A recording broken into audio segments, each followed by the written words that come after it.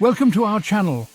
Today, we're diving deep into the top 10 things that make you stoic. These aren't just dusty old principles from dead philosophers. They are powerful tools, weapons even, forged in the fires of experience to help you navigate the chaos of life. Let's explore how these principles can transform your life starting right now. We think we're in control. We make to-do lists, we make plans, and life laughs. The Stoics knew this well. There's only one thing we truly control: ourselves. Our choices in the face of whatever life throws our way. That's where our power lies. Not in trying to bend the world to our will, but in mastering our own minds.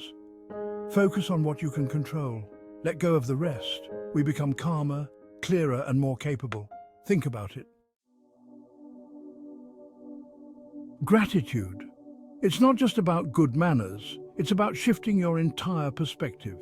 The Stoics knew that even in the midst of hardship, there's always something to be grateful for. Your health, the roof over your head, even just the breath in your lungs. When we focus on what we have instead of what we lack, something amazing happens. We start to see the world differently. We appreciate the simple things. We find joy in the everyday. And that changes everything. Think about it. What are you taking for granted right now?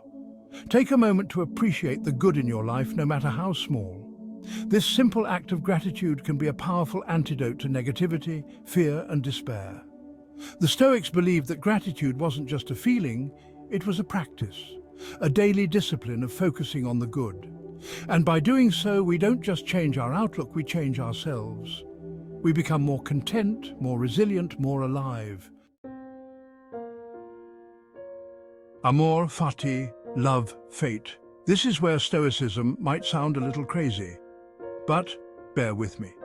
The Stoics believed that everything that happens, good or bad, is part of a larger plan, and instead of resisting it, we should embrace it. That doesn't mean we become passive. It means we accept what we can't change and focus on what we can. It means finding the opportunity in every obstacle, the lesson in every hardship. Think about a time you faced a setback. Maybe it was a job loss, a relationship ending, or a personal failure. Looking back, can you see how that event, painful as it was, might have led you to where you are now? Amor fati is about trusting the process. It's about believing that even when we don't understand why things are happening, there's a reason. And that reason is often our own growth, our own evolution. Chapter 4. Self-discipline. The path to freedom. We think freedom is about doing whatever we want. The Stoics knew better. True freedom comes from self-discipline, from mastering our impulses, our desires, our fears. When we practice self-discipline, we're not restricting ourselves, we're empowering ourselves. We're building the mental toughness to resist temptation, to persevere through challenges, to achieve our goals. Think about a time you gave in to an impulse you later regretted. Maybe it was hitting the snooze button, skipping a workout, or making an unhealthy choice. How did that make you feel afterward? Now think about a time you pushed yourself, even when you didn't feel like it. Maybe you stuck to a budget, finished a tough project, or spoke up for yourself. How did that make you feel?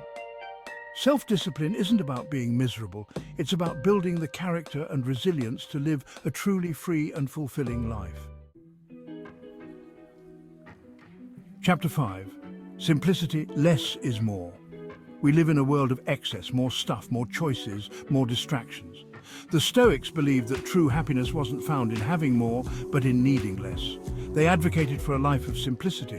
This doesn't mean we all need to live in a cabin in the woods. It's about identifying what truly matters to us and letting go of the rest. It's about focusing on experiences over possessions, on quality over quantity, on being present over being busy. Think about the things you spend your time, energy, and money on. Do they truly bring you joy and fulfillment? Or are you caught in a cycle of wanting more, only to find that it doesn't bring lasting happiness?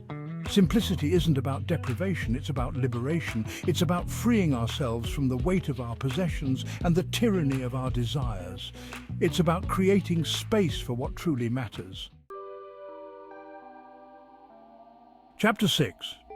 Ego is the enemy. Ego. The voice in our head that tells us we're special, that we're right, that we deserve more. The Stoics saw ego as a dangerous illusion, a trap that keeps us from true wisdom and happiness. When we're ruled by our ego, we're constantly seeking validation, comparing ourselves to others, and feeling threatened when our self-importance is challenged. We become reactive, defensive, and closed off to learning and growth. Think about a time you were driven by ego. Maybe you were trying to impress someone, prove someone wrong, or hold on to something you should have let go of. How did that work out for you? The Stoics believed that true strength came from humility, from recognizing that we're all part of something larger than ourselves. When we let go of our ego, we free ourselves from the need to be right, to be in control, to be constantly validated. We become open to different perspectives, to learning from our mistakes, to connecting with others on a deeper level. Chapter 7. Clear your mind. Our minds are like cluttered rooms, thoughts and emotions swirling around, demanding our attention. The Stoics understood the importance of clearing this mental clutter, of creating space for peace and clarity. They developed practices like journaling, meditation, and negative visualization to help quiet the noise and connect with their inner wisdom. These practices weren't about emptying the mind, but about focusing it, training it, mastering it. Think about your own mental state. Are you constantly bombarded with thoughts, worries, and to-do lists? Or do you create space for stillness, for reflection, for simply being? The Stoics believed that a clear mind was a powerful mind. It allowed them to see things more clearly, to make better decisions, to live more intentionally. By taking the time to clear our mental clutter, we can unlock our own inner wisdom and find a sense of peace that's independent of external circumstances. We see an obstacle, we see a problem. The Stoics saw an opportunity. They understood that challenges, setbacks, even failures were all opportunities for growth, for learning, for becoming stronger. They didn't waste time complaining or wishing things were different. They focused on what they could control, their effort, their attitude, their response. They saw obstacles as tests, as chances to practice their virtue, to develop their resilience. Think about a time you faced a major obstacle in your life. Maybe it was a health issue, a financial crisis, or a personal tragedy. How did you respond? Did you let it break you? Or did you find a way to grow from it, to learn from it, to come out stronger on the other side? The Stoics believed that it was in these moments of adversity that our true character was revealed.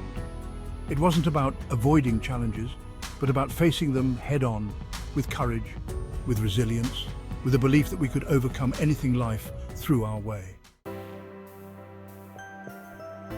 Resilience, the ability to bounce back from adversity, to weather the storms of life, to come out stronger on the other side. The Stoics believed that resilience wasn't something we were born with, but something we cultivated through practice, through hardship, through consciously choosing to grow. They understood that life was full of challenges, and that the only way to navigate them was to develop the inner strength to face them head-on. They saw adversity as a crucible, a fire that forged our character and made us stronger. Think about a time you showed resilience. Maybe you faced a personal loss, a career setback, or a health challenge. You didn't let it defeat you. You dug deep, you found your inner strength, and you kept going. The Stoics believed that resilience was like a muscle. The more we used it, the stronger it became. By facing our fears, embracing challenges, and learning from our mistakes, we build the resilience to not just survive, but to thrive, no matter what life throws our way. Memento mori. Remember, you are mortal. Reflecting on mortality gives us perspective. We realize the preciousness of time and the fragility of life. It reminds us to live each day to the fullest, to pursue our passions and connect with loved ones, to make a difference in the world. Live with urgency and appreciation for every moment. Live a life that matters, a life we can be proud of. Thanks for watching. If you found these Stoic principles helpful, don't forget to like, share and subscribe for more insightful content. These 10 practices are just the beginning of the journey. Remember, Stoicism isn't about being perfect, It's about progress. It's about showing up every day and trying to be a little bit better than you were yesterday. Stay stoic.